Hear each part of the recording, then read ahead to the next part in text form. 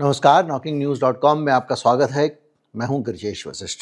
भारत के प्रधानमंत्री हमारे मोदी जी, मेरे ख्याल से पॉलिटिकली इस खबर को देखने के बाद जो फाइनेंशियल टाइम्स ने बाकायदा एक लंबा चौड़ा लेख लिखा है बहुत सारे तथ्यों को जुटा के, और अंतर्राष्ट्रीय स्तर पे इसकी चर्चा हो रही है। वजह यह कि भारत में जो एक सरकार की डिप्लोमेसी चलती है, एक देश दूसरे देश के साथ बातचीत करता है, एक देश दूसरे देश के साथ में संबंध बनाता है, किसी चीज़ पे नाराज हो सकता है, टैरिफ लगाया जैसे ट्रंप ने, जैसे मोदी जी ने टैरिफ माफ़ करने के लिए बातचीत शुरू की, तमाम सारे चैनल खुले हुए हैं। ऐसे बीच में क्या ये सही है कि मैं अपने स्तर पे अमेरिका पे कोई जाके वहाँ पर कोई पैरेलल डिप्लोमेसी शुरू कर दूँ? क्या ये सही है कि हमारे देश के कुछ लोग, कुछ उद्योगपति, कुछ नेता एक पैरेलल डिप्लोमेसी शुरू कर दें, भारत की तरफ से अमेरिका को सेट करने के लिए तरह तरह के हथकंडे अपनाएं? फाइनेंशियल टाइम्स का खुलासा ये कहता है कि भारत के बहुत सारे लोगों को, जो मोदी जी के सबसे सगे और सबसे नजदीक माने जाते हैं, उनको अब भरोसा नहीं रहा कि मोदी जी चीजों को संभाल पाएंगे, और ये लोग अब पैरेलल लेवल पे, व्यक्तिगत स्तर पे विदेशी नेताओं को साधने में लगे हैं, उनको इम्प्रेस करने में लगे हैं। उनको लगता है कि मोदी जी से कुछ नहीं होगा, इनको एक तरफ रख दिया जाए। आप कल्पना कर सकते हैं कि मोदी जी अगर बदनाम हैं तो सिर्फ इन्हीं लोगों का साथ देने के लिए है। A1 और A2, मैं कुछ भी नहीं कह रहा हूं, ये जो कुछ है फाइनेंशियल टाइम्स ने प्रकाशित किया है। फाइनेंशियल टाइम्स का कहना यह है कि भारत के उद्योगपति लगातार डोनाल्ड ट्रंप को डायरेक्ट साधने में लगे हुए हैं। आप ऐसे समझो, आप सरल उदाहरण देता हूं आपको। मेरे अपने परिवार में मेरा किसी से झगड़ा चल रहा है, और झगड़े के कारण उस आदमी ने हमारे घर को मिलने वाली एक सुविधा कोई बंद कर दी है। तो ये बातचीत मेरी और उसके साथ होना चाहिए, या मैं उसका मुंह तोड़ूं या जो भी करूं? अगर मेरे बच्चे जाके उसके साथ में संबंध बनाने लगे, उसको सेट करने लगे, दादा थोड़ी सी दे दो, बाप तो हमारा ऐसा ही है, यही मतलब हुआ ना? तो ये किसी भी संप्रभु राष्ट्र के लिए, उसकी सरकार के लिए, उसकी सत्ता के लिए सबसे ज्यादा डूब के मर जाने वाली बात है। और इस वक्त भारत सरकार की साख इन उद्योगपतियों की वजह से यही हो गई है। आप कल्पना कीजिए, जिन दुनिया के लोगों को ये आउटरीच कर रहे हैं,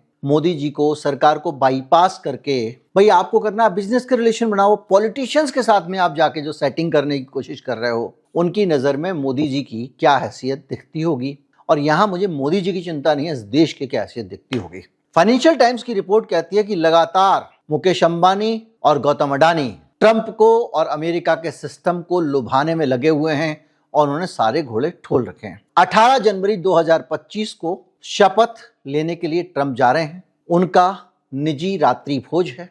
आमतौर पे ये जो भोज होते हैं, ये भोज पेड होते हैं। लोग इसमें शामिल होने के लिए चंदा देते हैं ताकि मुझे नेता से एक बात करने का मौका मिल जाए। और ये बाकायदा शपथ ग्रहण से पहले जो निजी रात्रि भोज है, उसमें हमारे अंबानी साहब अपनी पत्नी को लेकर, नीता जी को लेकर जाते हैं, और वहाँ पर रात्रि भोज में शामिल होते हैं। ट्रंप के साथ मुलाकात करते हैं और उनकी तस्वीरें और सेल्फी शेयर करते हैं, और उनकी पूरी कोशिश रहती है कि ट्रंप की कृपा बनी रहे। यानी इससे आप अंदाज़ा लगाएं कि ट्रंप का जो सेकेंड टेन्योर है, यानी ट्रंप 2 का दौर है, इसमें ट्रंप का मोदी जी के प्रति क्या रवैया रहने वाला है, ये ट्रंप के सरकार में आने के साथ ही मुकेश अंबानी सूंघ लेते हैं और उनको प्लीज करने की कोशिश करने लगते हैं। 20 जनवरी को शपथ ग्रहण होता है, 18 को शामिल हुए, 20 को, और उस शपथ ग्रहण समारोह में बाकायदा रात को बातचीत होती है इनकी, कुछ जो भी रहता है, वो अतिथि के तौर पर शामिल होते हैं, और वहां पर ट्रंप के साथ में एक पैरेलल अंडरस्टैंडिंग बनाने की कोशिश करते हैं। ये मैं नहीं कह रहा हूं, फाइनेंशियल टाइम्स कह रहा है कि भारत के उद्योगपति ट्रंप को सेट करने में लगे हुए हैं। 14 और 15 मई 2025 को, माफ कीजिएगा, अभी तक 1900 की आदत नहीं छूटी है, दोहा में, कतर में ट्रंप से मुलाकात होती है। किसकी? इन्हीं दोनों की, मुकेश अंबानी की। और ट्रंप के अमीर एक स्टेट डिनर आयोजित करते हैं ट्रंप के सम्मान में, और कतर का अमीर, वहां का राजा या जो भी समझ लें, डिनर में मुलाकात करवाता है मुकेश अंबानी की, और अंबानी डायरेक्ट इंटरेक्शन का दूसरा मौका तलाश लेते हैं। लेकिन बहुत सारी चीजें ऐसी हैं जिनका बाद में अंबानी ने खंडन किया। उसमें से एक है 12 सितंबर 25 की ट्रंप से मुलाकात की खबर। मीडिया में खबर आई कि मुकेश अंबानी 12 सितंबर 25 को ट्रंप से मुलाकात की, और इस बातचीत के बीच में मीडिएट किया, यानी मध्यस्थता की भूमिका निभाई तो इवांका ट्रंप ने निभाई, जो डोनाल्ड ट्रंप की बेटी हैं। यानी डोनाल्ड ट्रंप के साथ सीधे सेटिंग कर रहे हैं अंबानी साहब। रिलायंस इंडस्ट्री ने कहा कि ऐसी कोई मुलाकात डिसाइड नहीं हुई थी।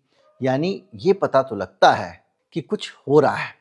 इवांका के साथ मुलाकात होने वाली है, इवांका कराने वाली है, ये बातें हवा में नहीं आई हैं। इसमें कुछ चीजें हैं जो गहराई से हमको बताती हैं। 2017 में इवांका ट्रंप हैदराबाद में ग्लोबल एंटरप्रेन्योर समिट में शामिल होती हैं और ये समिट अंबानी की कंपनी कराती है। 2020 में डोनाल्ड ट्रंप भारत आते हैं तो अंबानी परिवार उनके साथ मिलता है। 2024 में अनंत अंबानी की प्री वेडिंग समारोह में ट्रंप परिवार के सदस्य शामिल होते हैं।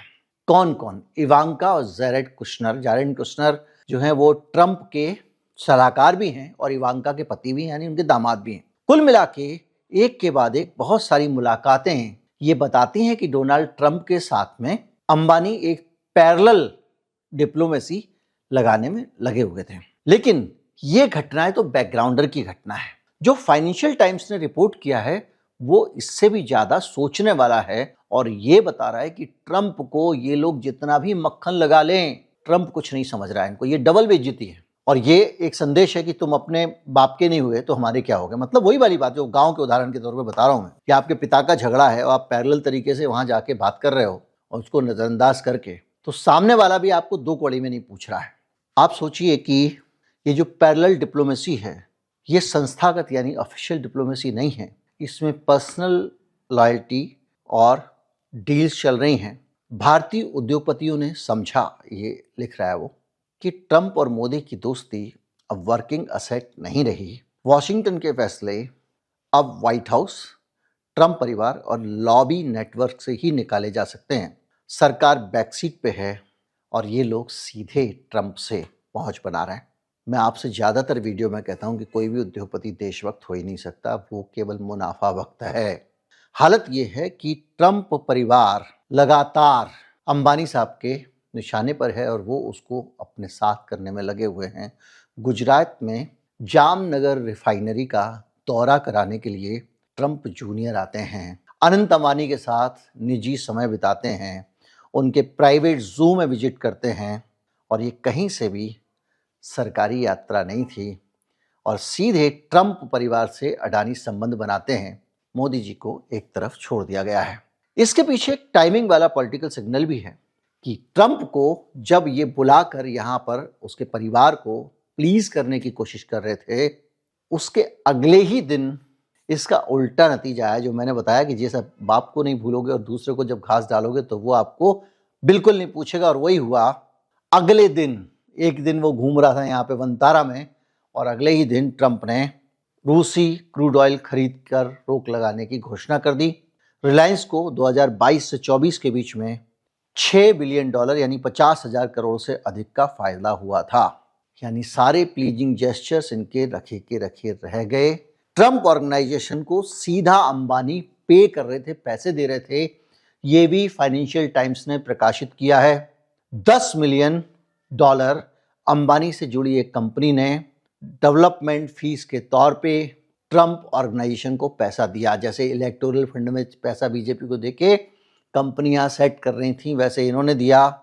और एरिक ट्रंप भारत में कई होटल और प्रोजेक्ट पर काम करने जा रहे हैं, ये भी सार्वजनिक घोषणा हो चुकी है। ये रिश्वत नहीं है, बेईमानी नहीं है, कानूनी तौर पे सही है, लेकिन नैतिक तौर पे इन्फ्लुएंस बाइंग इकोसिस्टम का क्लासिक उदाहरण है। इवांका ट्रंप बाकायदा अनंत अंबानी की शादी में शामिल होने आई और यूएस पावर सर्किल में सॉफ्ट एक्सेस की कोशिश अंबानी साहब की दिखाई देती है। मैं बार बार कोशिश इसलिए कह रहा हूं क्योंकि ये जो दिख रहे हैं जितने लोग घूमते हुए, इसका नतीजा अगर कहीं कन्वर्ट हुआ हो तो पता नहीं, पर ट्रंप की किसी पॉलिसी पे इसका असर नहीं दिखा है। लेकिन यहां से मक्खन प्रोग्राम लगातार चलता रहा। 2025 में रिलायंस ने $2,40,000 खर्च किए सिर्फ लॉबिंग करने पे, और लॉबिंग इतना था वही जो भारत सरकार की जगह पे ये कर रहे थे। टैरिफ से राहत मिल जाए, रूसी तेल के मामले में एक बार अमेरिका थोड़ा नरम पड़ जाए और ट्रंप प्रशासन तक अपना नैरेटिव पहुंच जाए।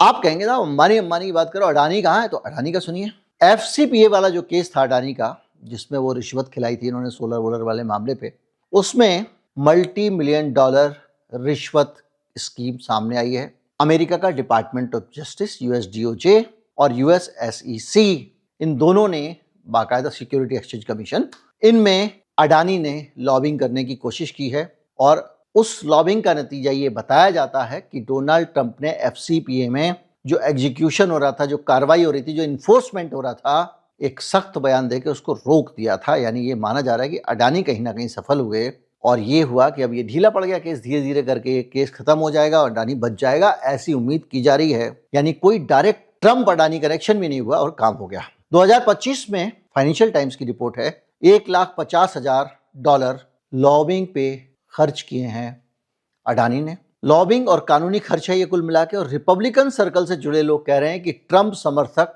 नेटवर्क में लगातार ये सक्रिय हैं। एक हडसन इंस्टीट्यूट है, अडानी ने अहमदाबाद में हडसन इंस्टीट्यूट प्रतिनिधिमंडल को अपने पास डिनर पे बुलाया। वही प्रतिनिधिमंडल पहले मोदी से भी मिलकर आया था और रिपब्लिकन पार्टी का ये बेहद करीब माना जाता है हडसन इंस्टीट्यूट, और इसको बाकायदा अनिल अंबानी इससे सेटिंग करने में लगे थे। अडानी ग्रुप बार बार डोनाल्ड ट्रंप को धंधे का लालच दे रहा है। मैं अमेरिका में इन्वेस्ट करूंगा, अमेरिका में निवेश करूंगा, ताकि ट्रंप का ध्यान इधर आए। इकोनॉमिक स्टेक क्रिएट करो, पॉलिटिकल रिलेवेंस बनाओ। तीसरा, ट्रंप ने इनको घास नहीं डाली दोनों को, ऐसा फाइनेंशियल टाइम्स ने रिपोर्ट किया है। 24 दिसंबर को DOJ केस में आखिरी फाइलिंग होनी है, लेकिन मैं जानता हूं कि ये DOJ वाला केस है, इस केस में अब कुछ बचा नहीं। क्यों? क्योंकि अब इसको अटक गया है। वो बार बार कह रहे हैं भारत सरकार इन्फॉर्मेशन नहीं दे रही है, भारत सरकार जानकारी नहीं दे रही है। अरे जानकारी नहीं दे रही है, दिसंबर 24 से अब दिसंबर 25 आ गया, तो कुछ आगे भी करोगे कि नहीं करोगे? लेकिन कुछ नहीं हो रहा है। और SEC बार बार कह रहा है कि भारत सरकार अडानी को समन ही सर्व नहीं कर रही है। साहब हम क्या करें? अब जब समन सर्व नहीं किया है तो कोर्ट में मामला आगे नहीं बढ़ रहा है। कुल मिला के ये सारा मामला आगे बढ़ता जा रहा है। कॉर्पोरेट इंडिया का जो सामूहिक पैटर्न है अमेरिका में, वो ये दिखाई दे रहा है कि भारत के कॉर्पोरेट्स लगातार डोनाल्ड ट्रंप को लुभाने में लगे हैं, पैरेलल डिप्लोमेसी चला रहे हैं, US लॉबिंग का बजट बढ़ा रहे हैं, ट्रंप समर्थक थिंक टैंक को पैसे दे रहे हैं, उनको एक्सेस कर रहे हैं, फैमिली बिजनेस से जोड़ने की कोशिश कर रहे हैं और फैसलों की टाइमिंग। और ये सब चीज़ दिखाती है कि भारत का राष्ट्रीय हित एक तरफ, मोदी जी की डिप्लोमेसी एक तरफ और इन कॉर्पोरेट्स की डिप्लोमेसी एक तरफ। यानी इस पूरी तस्वीर को अगर आप देखें तो भारत के प्रधानमंत्री नरेंद्र मोदी बहुत कमज़ोर हालत पे नज़र आते हैं अमेरिका के मामले में। भारत के उनके जो दोनों दाएं बाएं हाथ उद्योगपति हैं, उनको लगने लगा है कि मोदी जी से कुछ ना हो पाएगा, हमें ही कुछ करना पड़ेगा। और ये किसी भी डेमोक्रेसी के लिए, किसी भी संप्रभु देश के लिए एक अच्छा सिग्नल नहीं है। वीडियो को ज़्यादा से ज़्यादा लोगों तक पहुंचाना इसलिए ज़रूरी है क्योंकि अब चैनल जो है वो रीच उसकी लगातार घटाई जा रही है। अभी हाल के समय में आपको पता होगा एप्स्टीन फाइल को लेकर सारे चैनलों को नोटिस भेजे गए हैं, उनसे पूछताछ की जा रही है। हमारी खबर को कोई चैलेंज नहीं कर पाया तो हम इस तरह से, हमको लगता है कि ट्रैप हो रहे हैं। आपके पास ताकत है, अगर आप शेयर करेंगे तो कोई नहीं रोक सकता। नमस्कार, जय हिंद।